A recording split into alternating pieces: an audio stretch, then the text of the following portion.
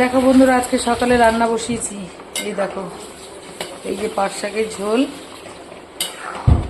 এখন এই পাট শাক সেদ্ধ বসিয়েছি পেঁয়াজ দিয়ে, জলের মধ্যে সেদ্ধ বসিয়েছি। আর এই দেখো মুসুরিটা সেদ্ধ করছি, আম দিয়ে ডাল করব। এই দেখো ডালটা সিদ্ধ হয়ে গেছে।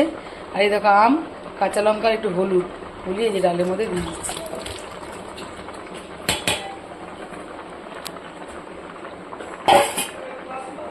এই দেখো বন্ধুরা, এই যে নাড়িয়ে দিচ্ছি। আমটা সেদ্ধ হোক, তারপর ভালো করে সুন্দর করে ফোড়ন টোড়ন দেবো। সেদ্ধটা হয়নি। এই দেখো পাট শাক মোটামুটি আমার সব সেদ্ধ টেদ্ধ হয়ে গেছে ভালো মতো। এবার আমি এটাকে ফোড়ন দেবো, তারপর তোমাকে দেখাচ্ছি কি ফোড়ন দেবো পাট শাকে আমি।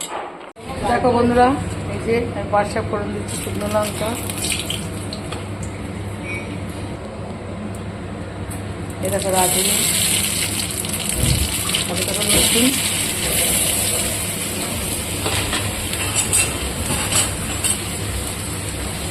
লাল লাল করে দিয়ে ভাজা হবে।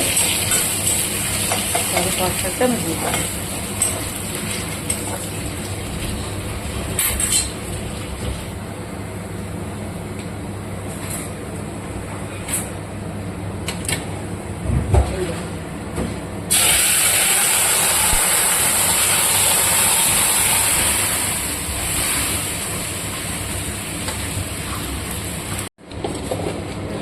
স্বাদ মতো নুন দিচ্ছি,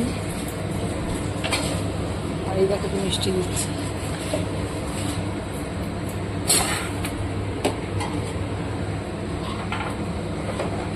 এই হচ্ছে আজকের মতো পাট শাক, আমার পাট শাকের এই যে রেসিপি। পাট শাকের ঝোল আমি রোজ তো দেখাই বেশিরভাগই, তো আজকে আমি এটা কীভাবে করি তো সেটা আমি দেখালাম।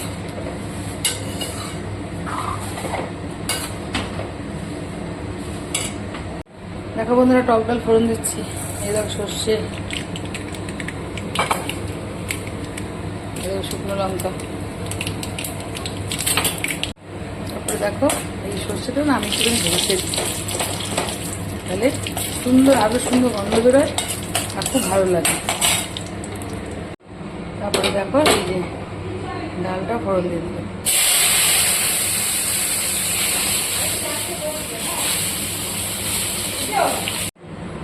তো দেখো বন্ধুরা, এই যে আমার টকের ডাল কমপ্লিট। নুন মিষ্টি মিষ্টি যাতে মাপ মতো দিও, আমি আমার স্বাদ মতো দিয়েছি। এই যে আজকে টক ডাল কমপ্লিট। তো দেখো বন্ধুরা, আর করছি আমি এখন লোটে মাছের ঝোল। এই যে পেঁয়াজ দিয়ে দিলাম,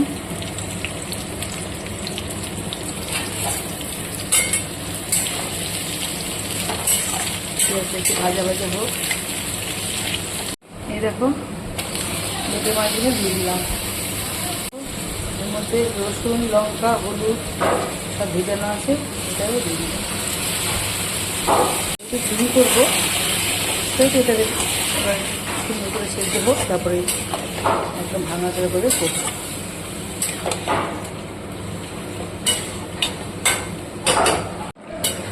এই দেখো আস্তে আস্তে হচ্ছে, এটা অনেক শুকাবে। লোটে মাছ তাহলে জল তো বেরোবেই।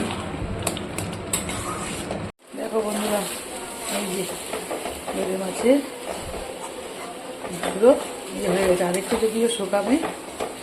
এই যে আমার আজকের মতো সকালে রান্নাবান্না করুন, কথা বলতেও কষ্ট হচ্ছে। যাই হোক, তোমাদের সাথে আজকে শেয়ার করলাম আজকে আমি কী কী রান্না করলাম। আজকের মতো এইটুকু। ভালো লাগলে তোমরা কমেন্ট করো, লাইক করো। টাটা।